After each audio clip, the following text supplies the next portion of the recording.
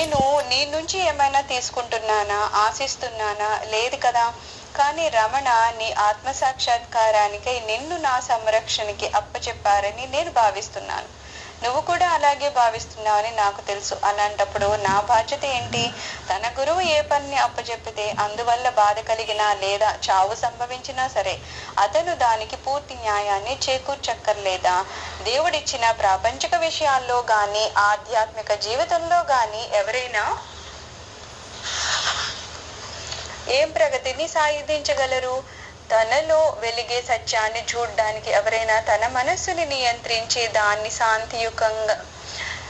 శాంతియుతంగా చేసి పూర్తి ఏకాగ్రతని సాధించాలి. ఈ పనికి పూర్తి అంకిత భావం అవసరము. ఎవరైనా సరే ఎప్పుడు ఓ అడుగు ముందుకు వెళ్ళి 3 అడుగులు వెనక్కి రావడం చేయకూడదు.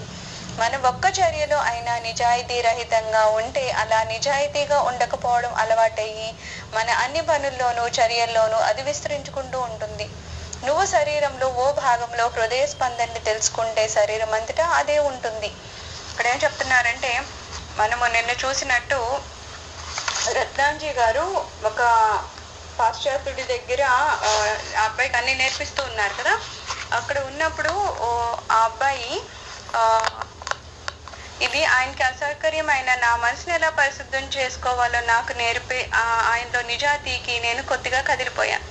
అయితే ఏం చేస్తున్నారు, ఆ అబ్బాయి పాశ్చాత్యుడు కదా, కొంచెం ఎక్కువ ఫెసిలిటీస్, కాస్త ఎక్కువ అలసత్వం అవి ఉన్న పిల్లోడు కాబట్టి ఆ అబ్బాయికి నేర్పించడం కోసం అని చెప్పి చల్లనీళ్ళతో స్నానం చేయడం అని, ప్రొద్దున్నే 3:30 కల్లా పువ్వులు కోయాలంటే 3 గంటలకు లెగాలని, అలా అలా అబ్బాయికి చాలా పని ఎక్కువ చెప్తున్నారు.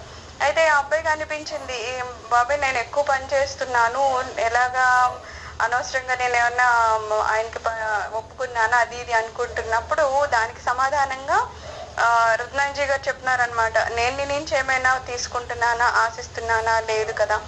అయితే ఆయనేమి ఆ అబ్బాయి దగ్గర ఏదో కనుక్కొని లేకపోతే ఏదో తీసుకోవాలని దాంతో కాదు కదా ఆయన చెప్తుంది. ఆయన ఏం చెప్తున్నారు, ఆత్మసాక్షాత్కారానికి నిన్ను నా సంరక్షణకి అప్పచెప్పారు రమణ అని నేను భావిస్తున్నాను. అయితే అప్పటికి రమణులు శరీరంతో లేరనమాట. కానీ ఈ అబ్బాయికి ఆత్మసాక్షాత్కారాన్ని ఇవ్వడానికి దానికి సంబంధించిన ఒక సాధనకి ఒక గురువు అవసరమయ్యారు. కాబట్టి రత్నంజీ ఏమంటున్నారు, మా గురువు గారు అంటే రమణులు నన్ను నీకు గురువుగా ఏమన్నా అప్పచెప్పారని నాకు అనిపించింది. నీకు ఆత్మసాక్షాత్కారం కావాలంటే ఒక గురువు కావాలని.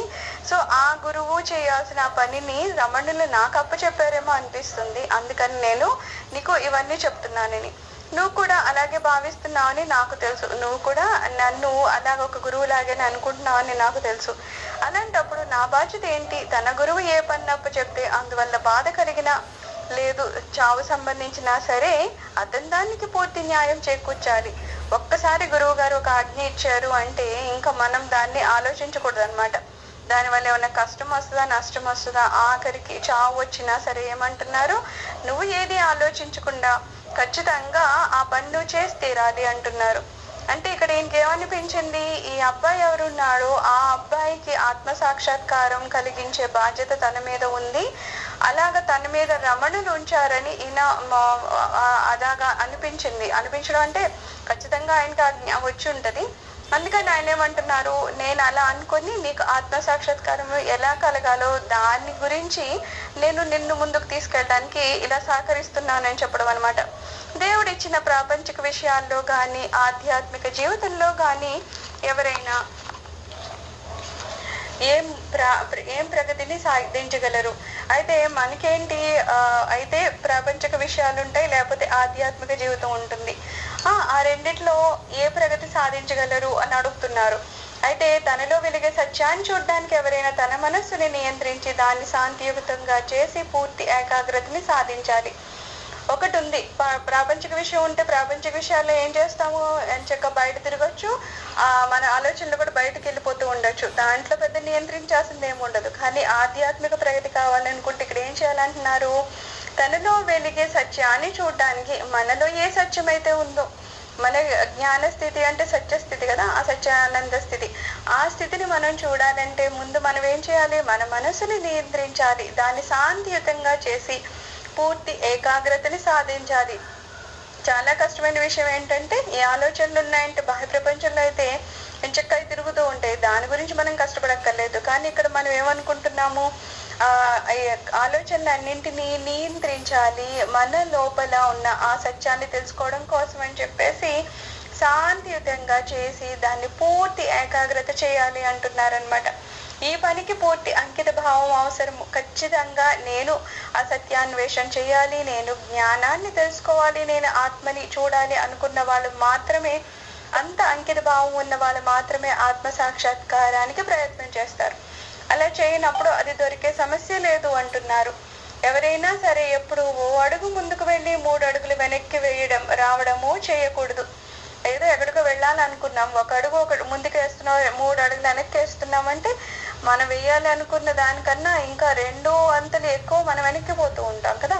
సో ఏదన్నా మనము ప్రగతి సాధించాలంటే అది బాహ్యపరంగా అని అంతర్ముఖంగా అని ప్రగతి అంటూ సాధించాలంటే అక్కడ ఏమంటున్నారు, నీకు ఖచ్చితంగా అది సాధించాలనే తపన ఉండాలి. అలాగే మనము అడుగులు ముందుకు వేసుకుంటూ వెళ్ళాలి, ఇంకా ప్రయత్నం చేయాలి. తప్పితే ప్రతి దగ్గర ఒక అడుగు వేసి 2 అడుగులు వెనక్కేస్తున్నాం లేదా 3 అడుగులు వెనక్కేస్తున్నాం అంటే ఏంటి, కాసింత చేస్తాము, పర్వాలేదు ఈ రోజుకి పని అయిపోయింది, ఇంకా బాహ్య ప్రపంచంలో తిరగడం, మళ్ళీ రేపు వెళ్ళి చూసుకుందాలి అనుకుంటే ఏమైంది, నువ్వు కాసింతసేపు ధ్యానంలో కూర్చున్నావు, కాసింత నీకేదో శాంతి రాబోతుంది, కానీ అంతట్లోకి మళ్ళీ మనం బాహ్య ప్రపంచంలోకి వెళ్ళిపోయాం. అప్పుడు ఏమవుతుంది, ఖచ్చితంగా 2, 3, 4 అడుగులు కూడా వెనక్కి వెళ్ళిపోతూ ఉంటాం అనమాట. అందుకని అక్కడ మనం ఎంత జాగ్రత్తగా ముందుకు వెళ్ళాలనేది చూసుకోవాలి. మనము ఒక్క చర్యలో అయినా నిజాయితీ రహితంగా ఉంటే, అలా నిజాయితీగా ఉండకపోవడం అలవాటు అయినా మన అన్ని పనుల్లోనూ చర్యల్లోనూ అది విస్తరించుకుంటూ ఉంటుంది. అయితే నిజాయితీ అనేది ఏదో గుడికి వెళ్ళినప్పుడు బాగా నిజాయితీగా ఉంటాము, బయటకు వెళ్ళి ఏదో ఇంకో పని చేస్తాం నిజాయితీ లేదు అనుకుంటే, ఇక్కడ ఏమంటున్నారు, ఒక వ్యక్తి అన్నాక అన్నిట్లో నిజాయితీ ఉండాలి. ఎక్కడైనా నిజాయితీ లేదు అనుకుంటే అది మిగిలిన పనుల్లో కూడా విస్తరిస్తుంది అంటున్నారు. తప్పితే గుడిలో ఉన్నప్పుడు నేను చాలా నిజాయితీగా ఉంటాను, మిగిలిన చోట్ల ఎట్లా ఉన్నా పర్వాలేదు అంటే అక్కడ మన మీనింగ్ ఏంటి, ఓన్లీ గుడిలో మాత్రమే స్వామి ఉన్నారు, ఆయన మాత్రమే మనం చూస్తున్నాము అన్నట్టు. కానీ మనము తెలుసుకున్నది ఏంటి, స్వామి కేవలం ఏదో గుడిలోనో ఒక మూర్తిలోనో లేరని కాదు కదా. మనకేమంటారు, విశ్వమంతా స్వామి వ్యాపించున్నారు. ఆ భావం కనుక మనం గట్టిగా పట్టుకున్నాము, ఆ జ్ఞానం కనుక మనకి సరిగ్గా తెలిసిందా, అప్పుడు ఏం చేస్తాము, మనం కేవలం గుళ్ళో ఉన్నప్పుడే న్యాయబద్ధంగాను నిజాయితీగాను ఉండాలని అనుకో, మనం ఎక్కడున్నా సరే నిజాయితీగా ఉంటాం అన్నమాట. అలాగా ఒకవేళ మనము ఏదో ఒక పనిలో అయినా నిజాయితీ చూపించట్లేదు అనుకుంటే అది మొత్తం మన చర్యల్లోని మన జీవితాన్నే మొత్తం నిజాయితీ లేని దానిలాగా చేసేస్తుందంట. నువ్వు శరీరంలో ఓ భాగంలో హృదయ స్పందన తెలుసుకుంటే శరీరం అంతటా అదే ఉంటుంది. మనకి హృదయ స్పందన గుండె దగ్గరే ఉంటుంది. ఒక్కొక్కసారి నాడి అని ఒక నరం దగ్గర చూసి కూడా మన హృదయ స్పందన ఎలా ఉందో చెప్తారు. అంటే ఏంటి, మొత్తం శరీరం అంతా హృదయ స్పందన ఒకే రకంగా జరుగుతూ ఉంటుంది. నువ్వు ఎక్కడ చూసినా సరే ఒకసారి చెక్ చేస్తే అది మొత్తం అంతా అలానే ఉంటుంది అనమాట. సో ఏంటి, నువ్వు నిజాయితీగా ఉన్నావా, నీ అన్ని పనులు నిజాయితీగా ఉంటాయి. నువ్వు ఒక్కదానిలో అయినా నిజాయితీ చూపించుకోవడం లేదా, నీ మిగిలిన నిజాయితీ అని ఏమనుకుంటున్నావో అందులో కూడా నిజాయితీ లేకుండా ఉంటుంది.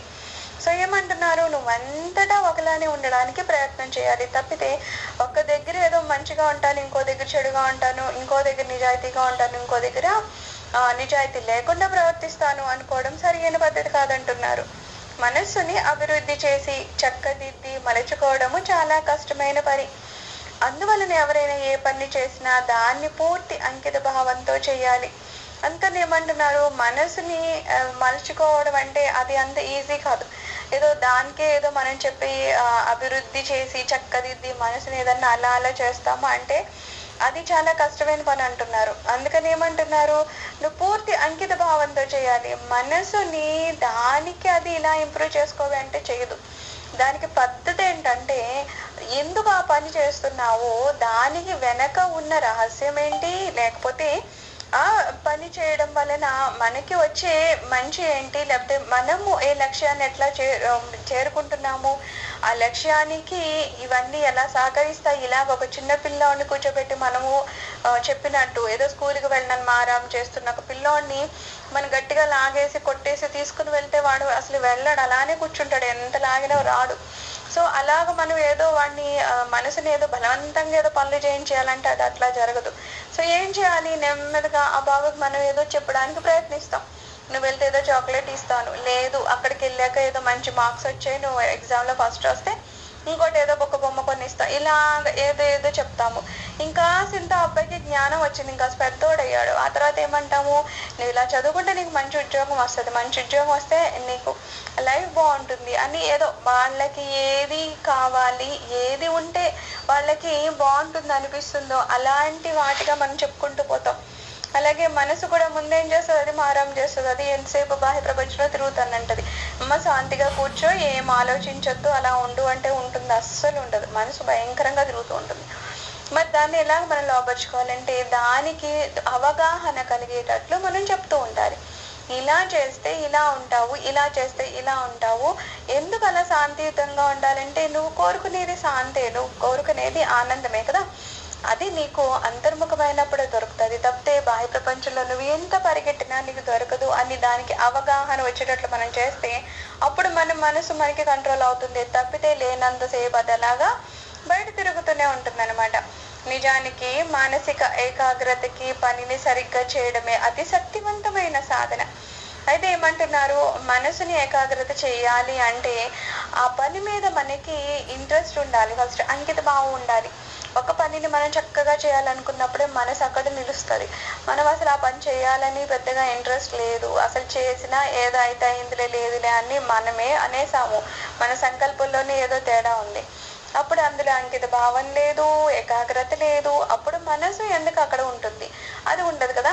సో ఫస్ట్ ఏమంటున్నారు, నువ్వు ఏదైనా చేస్తే అంకిత భావంతో చెయ్యి, అప్పుడే వారి ఆధ్యాత్మిక సాధన సరిగ్గా సాగుతూ ఉంటుంది అంటున్నారు.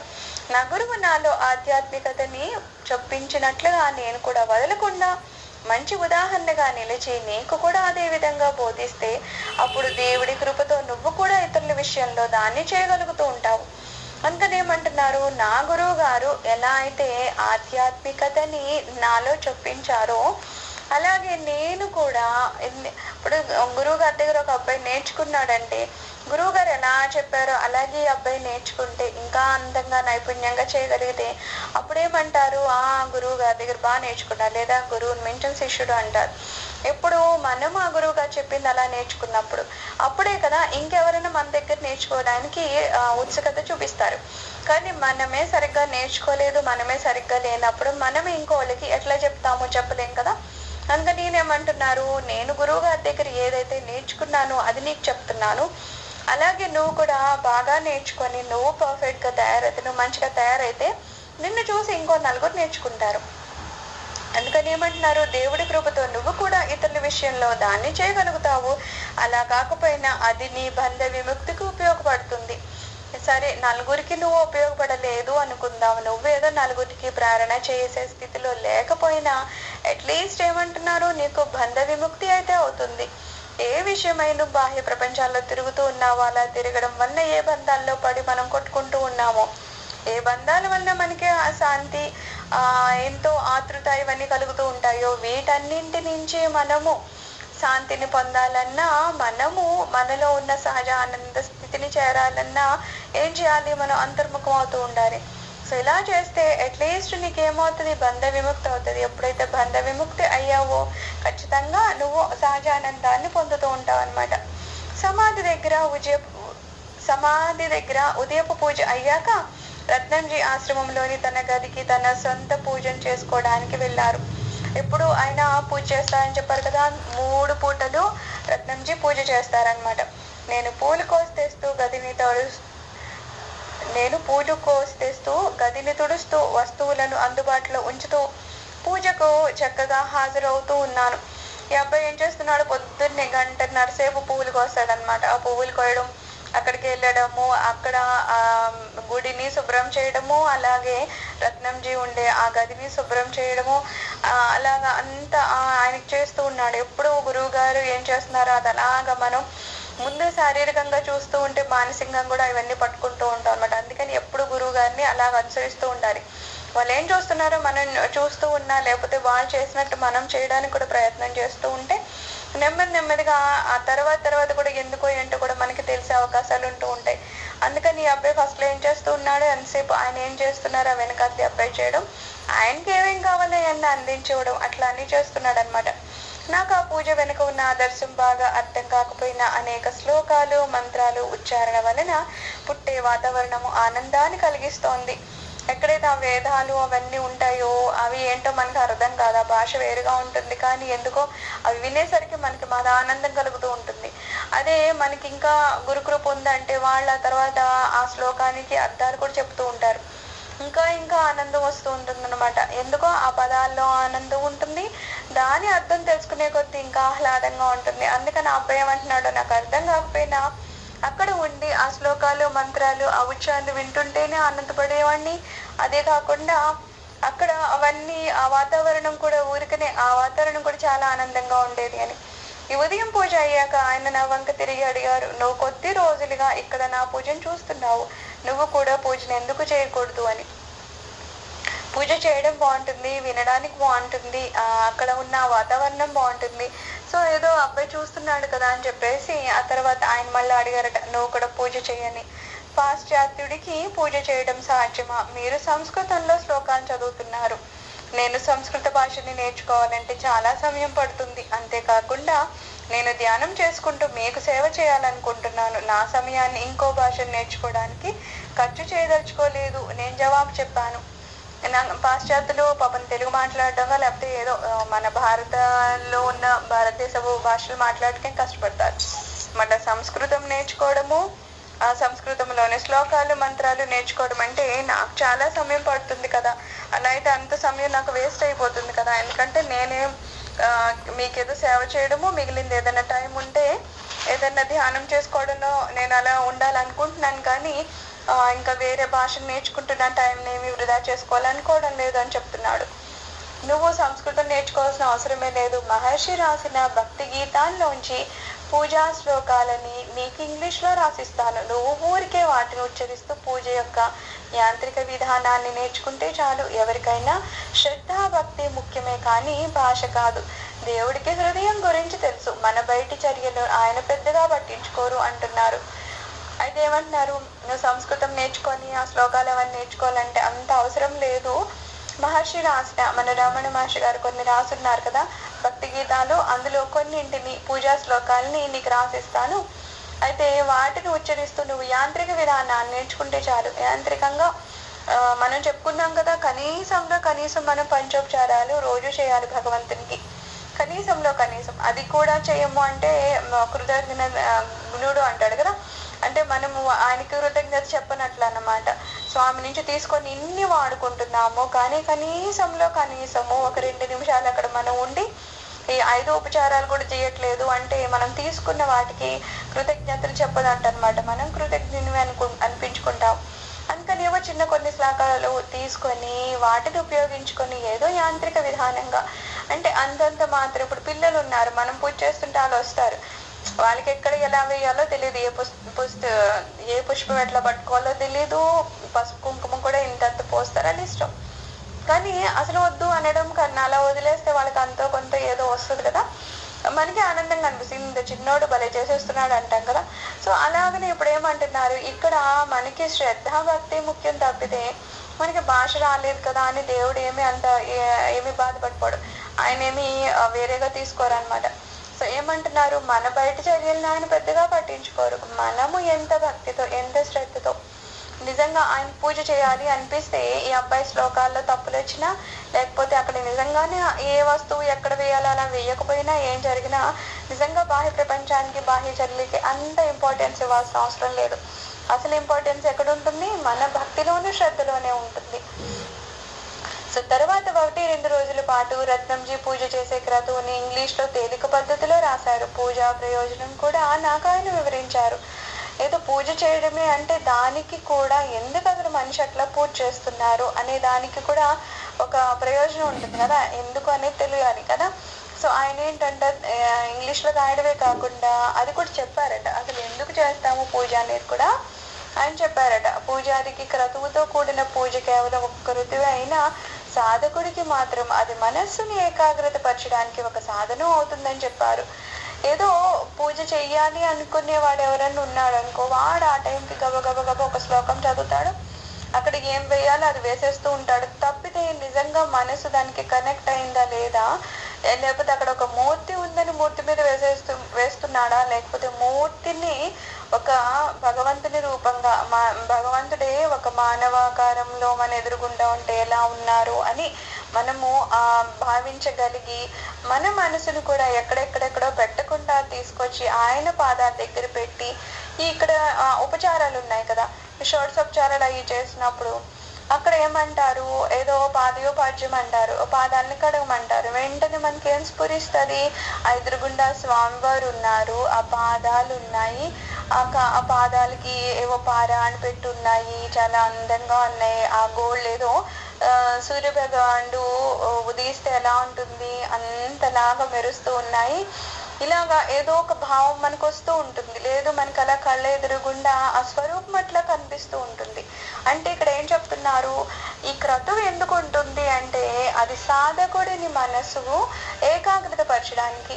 మనం ఏకాగ్రత ఊరికని అక్కడ ఏమీ లేదు శూన్యంలో పూజ చేయి అన్నామనుకో, అది కొంచెం కష్టం అవుతుంది. ఏమీ లేదు అనే దగ్గర కష్టం అవుతుంది. అదే అక్కడ ఒక చిన్ని కృష్ణుడు ఉన్నాడు, ఆ చిన్ని కృష్ణుడికి ఆ పాదాలేమో అలాగా ఈ పారాయణ పెట్టున్నాయి, ఏదో బంగారం మువ్వలు ఉన్నాయి, ఇలా చెప్పుకుంటూ వెళ్ళారనుకో, ఇంకా కృష్ణుడు మన ఎదురుగుండా కనిపిస్తాడు. ఇంకా ఏకాగ్రత కోసం అతి కష్టపడిపోతుంది ఏముండదు, ఎందుకంటే స్వామి అలా ఎదురుగుండా కనపడుతున్నారు మనకి. అందుకని పూజాక్రతం అనేది ఎందుకు ఉంటది అంటే ముందు అసలు మనకి ఏకాగ్రత అనేది నేర్పించడానికి ఒక ఎదురుగుండా ఒక పద్ధతి అనమాట. ఎలా అయితే ఇప్పుడు పిల్లలు ఉన్నారు, వాళ్ళకి స్టార్టింగ్ లోనే వైట్ పేపర్ ఇచ్చారు, దాని మీద రాసేయమన్నారు. వాళ్ళకి రూల్ పేపర్ ఇస్తారు. రూల్ అంటే ఈ అక్షరం రాసామంటే నువ్వు పైకి వెళ్ళకుండా కిందికి వెళ్ళకుండా రాయి అంటారు. ఇంకా ముందేతో పలికిస్తారు, ఎందుకంటే రాస్తాడు తుడుతాడు. ఎందుకంటే ఒకసారి రాయడానికే వాడు పాపం ఒక 100 సార్లు రాస్తాడు. సో ఏమవుతుంది, నువ్వు ఫస్ట్ టైమే అంతా డిగ్రీలో చేసినంతలాగా చేయలేవు, కాబట్టి నెమ్మదిగా స్టెప్స్ ఎక్కుతావు. అలాగే పూజ కూడా ఏమవుతుందంటే ఒక్కసారిగా నువ్వు ధ్యానంలోకి వెళ్ళిపోయి స్వామి వారిని నీ మనసులో చూసేయంటే చూసేయలేం కదా. అసలు స్వామి ఎలా ఉంటారో, స్వామిని మనం ఎలా కనెక్ట్ అవ్వాలో, ఇవన్నీ ఏదో స్కూల్లో మనం నేర్చుకున్నట్లు ఈ పూజా విధానాల్లో మనం నేర్చుకుంటూ ఉంటాం అనమాట. అప్పుడు ఆ రకంగా మనము అలాగా స్వామి వారిని ఆ పాదాలని అది మనము చూడడం లాగా మన మనసుని ఏకాగ్రత చేయడం అనేది మనం నేర్చుకుంటాం అని చెప్తున్నారు. మీటర్ మీద ముళ్ళుని ఆయన ఎందుకు ఉదాహరణగా చెప్పారు. ముళ్ళు పై భాగము కదలడం చక్కగా కనిపిస్తుంది, కానీ యంత్రానికి బిగించిన ఆ ముళ్ళు కింది భాగంలోని కదలిక అంతగా కనిపించదు. ఇప్పుడు గడియారం చూసుకున్నామంటే యాక్చువల్గా మొత్తం ముళ్ళు ఉంటుంది, కానీ ఆ మధ్యలో ఉన్న ముళ్ళు దగ్గర అంత మనకి కనిపించదు. అక్కడ కదులుతుంది కానీ కనిపించదు. మెయిన్ ఏం కనిపిస్తుంది, ఎక్కడైతే అంకెల మీద ఉందో పెద్దది అది ఒకటే కనిపిస్తున్నట్టు ఉంటుంది, ఆ కోణం ఒకటి. కానీ యంత్రానికి బిగించిన ఆ ముళ్ళు కింది భాగంలో కదలిక అంతగా కనిపించదు. అలాగే మన మనసు చాలా సూక్ష్మంగా ఉండడంతో దాని కదలికని మనం తేలిగ్గా కనుక్కోలేము. అలాగే మన చర్యలు ఇంద్రియాలు మన మనసు యొక్క మూలం నుంచి తొలగి చూస్తాయి. ఎందుకని ఏమంటున్నారంటే ఏది చిన్నగా ఉందో దానికి కదలిక మనకి తెలియదు. ఇవి మన బాహ్య ప్రపంచం ఉంది, మన స్థూల శరీరం ఉందంటే అవి అవయవాలు పెద్దగా ఉన్నాయి కాబట్టి మన చేతులు కాళ్ళు ఇంకా మన కళ్ళు అవన్నీ ఎక్కడికి వెళ్తున్నాయి ఏం చూస్తున్నాయి, మన నొట్టి ఏం తింటుంది అంటే మనకి క్లియర్గా తెలుస్తుంది. ఎందుకంటే మన స్థూల శరీరం ఏది ఉందో అది పెద్దగా ఉంది మనకు తెలుస్తుంది. ఇంకా ఇంకా ఇంకా లోపలికి వెళ్ళే కొద్ది ఏమవుతుంది, మన సూక్ష్మ శరీరం లేకపోతే మన ఆత్మ ఏది ఉందో అది చాలా సూక్ష్మంగా ఉంటుంది. చాలా అతి సూక్ష్మం అంటే మన కళ్ళకు కనిపించదు సరే కదా, కనీసం మనం వినడానికి కానీ లేకపోతే ఆలోచనకు కూడా అందనంత చిన్నగా ఉంటుంది. సో ఏమంటున్నారు, ఎంత చిన్నది అయిపోతుందో దాని కదలిక మనకి పట్టుకోవడం అంత కష్టమైపోతుంది అనమాట. సో ఏమంటున్నారు, మన చర్యలు ఇంద్రియాలు మన మనసు యొక్క మూలం నుంచి తొలగిపోతూ ఉంటాయి. అందుకని ఆ మనసుని ఏమైనా పట్టుకోవడం ఈజీగా అంటే ఏమి ఉండదు అనమాట. ఏదో పని చేస్తూనే ఉంటాం కానీ ఆ మనసుని మాత్రం ఎక్కడికి వెళ్ళిపోతూ ఉంటుంది. ఇంద్రియాలు ఒక చోట చూస్తూ ఉంటాయి కానీ మనసు ఎక్కడికో వెళ్ళిపోతుంది. సో ఇవన్నీ ఎప్పుడు మనసును పట్టుకుని ఉంటాయంటే ఉండవు, ఎందుకంటే చాలా సూక్ష్మంగా ఉంది. అందువల్ల తేలిగ్గా గమనించి వాటిని అంచనా వేయవచ్చును. కాబట్టి ఏమంటున్నారంటే ఇవన్నీ మనము ఇక్కడ ఎప్పుడైతే ఈ క్రతువును చేస్తున్నావో ఈ షోడశోపచారాలు అనేవో చేస్తున్నాము, ఇక్కడ ఏమవుతుంది, మనము అలాగా ఏదో మనం పాద్యోపాధ్యానం పాదం అనుకుంటున్నాం, హస్తయోజనము హస్తం వాళ్ళ చేతులు కనిపిస్తున్నాయి అనుకుంటున్నాం, కాళ్ళు కనిపిస్తున్నాయి అనుకుంటున్నాము, అలాగే పంచామృతంతో స్నానం చేస్తున్నాం అనుకుంటున్నాం. అంటే ఏదో మన మనసుతో ఏదేదో అలా ఊహిస్తున్నాం అనమాట. ఊహించి ఆ రకంగా స్వామివారిని మనం పట్టుకుంటున్నాం. ఏ ఆత్మ అయితే సూక్ష్మాతి సూక్ష్మంగా ఉంది, అది దాన్ని మనము కనిపించడం వినిపించడం లాంటివి ఏం జరగడం లేదు, వాటిని పట్టుకోవడం కష్టమైపోతుంది. ఆ సమయంలో మనము ఇలా చేయడం వలన ఈ పూజా క్రతువులో వాళ్ళు చెప్పే మంత్రానికి కనెక్ట్ అవుతుంది అనమాట. ఇక్కడ గంధం వేయండి అనగానే ఆ గంధం చూస్తాము, అది దాన్ని ఒక పుష్పానికి అద్ది అలా పాదాల దగ్గర పెడతాం. పాదాల దగ్గర పెడుతున్నాం అంటే అక్కడ స్వామివారి పాదాన్ని మనం చూస్తున్నాం. అలాగా దానికి కనెక్ట్ అవుతుంది అనమాట. సో పూజ ఎందుకు ఈజీ ధ్యానం కన్నా అంటే ఈజీ అనో, లేకపోతే ధ్యానం కన్నా ముందు అది స్థాయి ఎందుకంటే ఆ రకంగా మనం దాన్ని కనెక్ట్ చేసుకుంటూ ఉంటాం. ధ్యానంలో అవన్నీ ఉండవు కదా. ఇంక అక్కడ స్వామివారి రూపం అని చెప్పరు, లేకపోతే నువ్వు గంధం వేయమనరు, నువ్వు ఏదో పంచామృత స్నానం ఏమని చెప్పరు. అక్కడ నువ్వు సైలెంట్ గా ఉండి అక్కడ స్వామివారు అక్కడ ఉన్నారు ఆత్మరూపంలో అంటారు. సో దీనికి దానికి డిఫరెన్స్ అక్కడ అనమాట. ఇక్కడ మనకి పట్టుకోవడానికి చాలా చాలా పరికరాలు అవని, చర్యలు అవని, మంత్రాలు శ్లోకాలు అన్నీ మనకు ఉపయోగపడుతూ ఉంటాయి. అదే ధ్యాన రూపంలో చూస్తే కనుక ఏది అక్కడ ఉండదు. కేవలం మనము ఆ ఆలోచనని అంతర్ముఖం చేసుకోవాలి. సూక్ష్మాతి సూక్ష్మమైన ఆత్మని చూడడానికి మనం ప్రయత్నం చేయాలి. ఆయన ఇది చెప్పగానే తోటలో పూలను కోసే అనుభవం నాకు గుర్తుకు వచ్చింది. నేను పువ్వు మీద ఏకాగ్రతని ఉంచకుండా తర్వాత కోయాల్సిన పువ్వు కోసం చూడసాగాను. ఆ అబ్బాయి ఫస్ట్ వెళ్ళినప్పుడు ఏం చేశానని చెప్పేవాడు, ఈ ఒక పువ్వు ఎదురుగుండా ఉంటే ఇది కోయడం మానేసి ఆ పక్కన నెక్స్ట్ ఇంకో పువ్వు ఉంది కదా దాన్ని కొద్దామా, లేకపోతే అందులో ఇంకో కలర్ ఉంది కదా చూద్దామని అసలు ఇక్కడ ఏ పువ్వు కొయ్యాలో దీన్ని కాన్సన్ట్రేట్ చేయడం మానేసి ఇంకో దాని మీద వెళ్ళిపోయేది ఏకాగ్రత. సో అది అప్పుడే తను అంటాడనమాట, నేను ఇలాగా నా కాన్సన్ట్రేషన్ అటు ఇటు వెళ్ళిపోతుంది, సో నేను సరిగ్గా ఒక దాని మీద కాన్సన్ట్రేట్ చేయట్లేదని చెప్తారు. ఇప్పుడు అదే గుర్తొచ్చింది నాకు అంటున్నారు. అంతదాకా నాకు చక్కటి ఏకాగ్రత ఉందనుకునేవాడిని, కానీ అది నిజం కాదని తెలిసింది. చాలా ఏమనిపిస్తుంది అంటే ఒక సిచ్యుయేషన్ వస్తేనే నిజంగా మనం ఎంత ఆధ్యాత్మిక సాధనలో ఉన్నాము, లేకపోతే మనము ఎంత సరి అయిన ధర్మబద్ధంగా ఉన్నాము, సరి అయిన మార్గంలో ఉన్నాం, మనం నిజంగా ఎంత మనల్ని కంట్రోల్ చేసుకోగలుగుతుంది, ఇవన్నీ ఒక సిచ్యుయేషన్ వస్తేనే తెలుస్తుంది. నార్మల్గా అంతా బాగున్నంతసేపు మనం చాలా మంచిగా చాలా సాధన చేస్తున్నట్టు, చాలా ధర్మబద్ధంగా ఉన్నట్టు అన్నీ బాగానే ఉంటాయి. కానీ ఒక సిచ్యుయేషన్ వచ్చినప్పుడు మనకు అర్థమవుతుంది దేవుడు ఎందుకు మధ్య మధ్యలో అలా మనకి కష్టాలు నష్టాలు కలిగిస్తూ ఉంటాడంటే అదొక పరీక్ష అనమాట. మన పిల్లలు ఎప్పుడు చదువుతున్నట్టే ఉంటారు, కానీ వాళ్ళకి మరి ఎలాగా ఉంది వాళ్ళ ఐక్యూ, లేకపోతే నిజంగా వాళ్ళు చదవడం లేదని మనకి ఎట్లా తెలుస్తుంది, అది పరీక్షలో రిజల్ట్ చూస్తే వస్తుంది. అలాగా అన్ని బాగున్నంతసేపు మనకి చాలా ఆధ్యాత్మికంగా మేము చాలా ముందుకున్నామని అనిపిస్తుంది, కానీ నిజంగా ఉన్నామా లేదా అనేది ఎప్పుడైతే ఏదైనా పరీక్ష వచ్చిందా అప్పుడు మనకి అర్థమవుతుంది, ఓ నేను ఇంకా చాలా ముందుకెళ్ళాలి, చాలా కష్టపడాలి, సాధనలో అసలు నేను ఎక్కడున్నాను ఇంకా నాకేం అర్థం కావట్లేదు. సో ఈ అబ్బాయికి కూడా ఎప్పుడైతే ఇవన్నీ చేస్తున్నాడో ఈ అబ్బాయికి అర్థమైందనమాట, నాకు ఇంకా ఏకాగ్రత చాలా ఉందనుకున్నాను కానీ ఏకాగ్రత నాకు లేదు అని. పూజ చేసేటప్పుడు మనసుని కళ్ళు చేతులు కదలిక మీద శ్లోకాలు వినికిడి మీద ఉంచితే అది ఏకాగ్రతని పెంచుతూ ఉంటుంది. అయితే మనం పూజ చేస్తున్నాము, మనసునేమో కళ్ళ మీద పెట్టాలి, చేతుల కదలిక మీద పెట్టాలి, శ్లోకాలు వినికిడి మీద పెట్టాలి కదా. అందుకనేమంటున్నారు, ఎక్కడ చూస్తున్నాము చేత్తో ఏదో పువ్వు తీసుకుంటున్నాము, అలాగే ఏ శ్లోకం వచ్చింది, ఏం తీసుకోవాలి, అక్కడ ఏ వస్తువుని తీసుకోవాలి, ఎక్కడ వేయాలి కదా. సో ఆ మనసుని ఆ మూడిట్ల మీద మనము కాన్సన్ట్రేట్ చేస్తాం, దాన్ని బట్టి ఏకాగ్రత అనేది మనం అక్కడ నేర్చుకుంటాం అనమాట. సో ఇంద్రియాల ద్వారా ఏకాగ్రతని అభివృద్ధి చేసుకోగలిగితే ఎవరైనా సూక్ష్మ విషయాల మీద మనస్సుని ఏకాగ్రపరచగలగడము పెంపొందించుకోగలుగుతారు. అయితే ఏమంటున్నారు, ఇంద్రియాలు ఉన్నాయి, ఫస్ట్ అసలు కళ్ళతో ఏం చూడాలి, లేకపోతే దాన్ని కళ్ళను కూడా నియంత్రించడం, ఎక్కడ పడితే అక్కడ అన్ని చూడడము, వినడానికి అన్ని వినేయడము, మాట్లాడడం అన్ని మాట్లాడడం, అన్ని రుచి చూసేయడం, ఇట్లా చేస్తే మనకి ఇంద్రియాల మీద ఏమాత్రం ఏకాగ్రత లేదు అని, దాని మీద మనకి అదుపు లేదని అర్థం అనమాట. సో ఫస్ట్ ఏమంటున్నారు, మనం ఇంద్రియాల ద్వారా ఏకాగ్రతని అభివృద్ధి చేసుకుంటే కనుక ముందు ఇంద్రియాల ద్వారానే కదా మనం ఏదైనా గ్రహిస్తాం, మన లోపలికి ఏదైనా ఒకటి వస్తుంది అంటే కళ్ళ ద్వారానో ముక్కు ద్వారానో నోటి ద్వారానో లోపలికి తీసుకుంటాం కదా. సో ఇక్కడ ఏమంటున్నారు, ఫస్ట్ మనం కాన్సన్ట్రేట్ చేయాల్సింది ఏంటి, లేకపోతే దేన్ని మనం నియంత్రించాలి అంటే ఇంద్రియాలని. ఆ ఇంద్రియాలని కళ్ళకి చెప్పాలి, కనిపించిన ప్రతిదీ కాదు, ఏది చూడాలో నువ్వు దాన్నే చూడాలి, దాన్ని మనం లోపలికి గ్రహించాలి.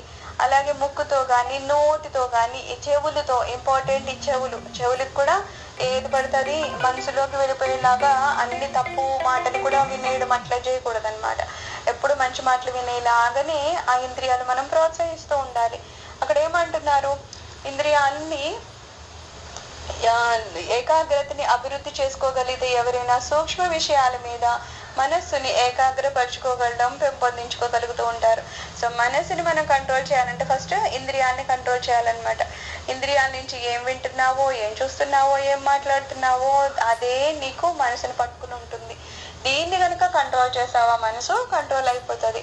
అంతేకాకుండా ఏకాగ్రత పెరిగే కొద్దీ మనసులోని అజ్ఞానపు పొర క్రమంగా సన్నబడి లోపల బయట కూడా మనం దైవ సాన్నిధ్య అనుభవాన్ని పొందగలుగుతూ ఉంటాము.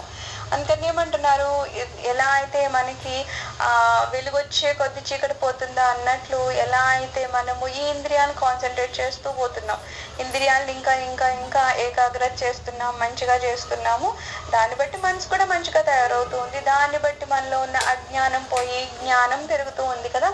సో ఆ రకంగా మనము దైవ సాన్నిధ్యాన్ని అనుభవంలోకి తెచ్చుకుంటూ ఉంటాం, అంటే ఆత్మ సాక్షాత్కారానికి దగ్గర అవుతూ ఉంటాం అనమాట.